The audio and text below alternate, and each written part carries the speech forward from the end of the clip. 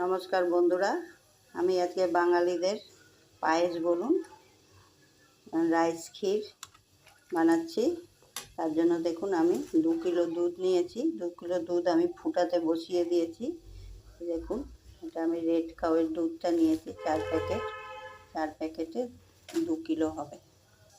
এখানে আমি 200 গ্রাম গোবিন্দভোগ চাল নিয়েছি। দেখুন এগুলো আমি পরিষ্কার করে নিয়েছি। এর মধ্যে আমি চায়ের চামচের 1 চামচ ঘি দিয়েছি। এটাকে ঘি দিয়ে মাখিয়ে আমি এখন দুধের মধ্যে দেব। দেখুন বন্ধুরা, দুধটা ফুটে গেছে আর চালটার মধ্যে আমি ঘি মাখিয়ে দিয়েছি। এখন দিয়ে দেব। দিয়ে একটা অনবরতই নাড়তে হবে, নাহলে কিন্তু চালটা নিচে ধরে যাবে।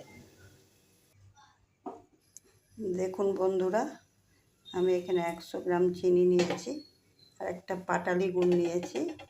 আমি এই 2 কিলো দুধের পায়েসের জন্য 200 গ্রাম চাল নিয়েছি। এটা এক কিলোতে 100 গ্রাম চাল লাগে। আমি এই চিনিটা এখন দিয়ে দেব। দেখুন এটা ফুটে গেছে, দুধটাও এবারে ক্ষীর আমার পায়েসটাও ঘন হয়ে গেছে। আমি গুড়টা কিন্তু এখন দেব না, আমি গুড়টা গ্যাস অফ করে তারপরে গুড়টা দেব।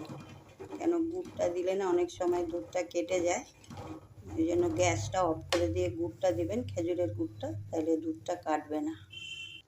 চিনিটা দেওয়ার পরে ফুটে উঠেছে, আমি এর মধ্যে একটু কাজু কিশমিশ দিয়ে দেবো। দেখুন আমি গ্যাসটা অফ করে দিয়েছি। আমি গুড়টাকে ভেঙে এর মধ্যে দিয়ে দিলাম। দিয়ে এবার নাড়বো, নেড়ে নেড়ে গুড়টাকে গলাবো।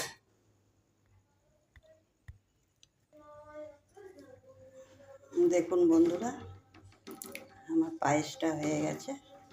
একদম দুধটাও, এটা ঠান্ডা হলে আরও পুরো ক্ষীর ক্ষীর মনে হবে। এইভাবে বানিয়ে খাবেন। আর মিষ্টিটা যার যার পরিমাণ মতন দেবেন, আমি দেখালাম, আপনাদের পরিমাণ মতন। বন্ধুরা, বাঙালিদের পায়েস বা রাইস ক্ষীর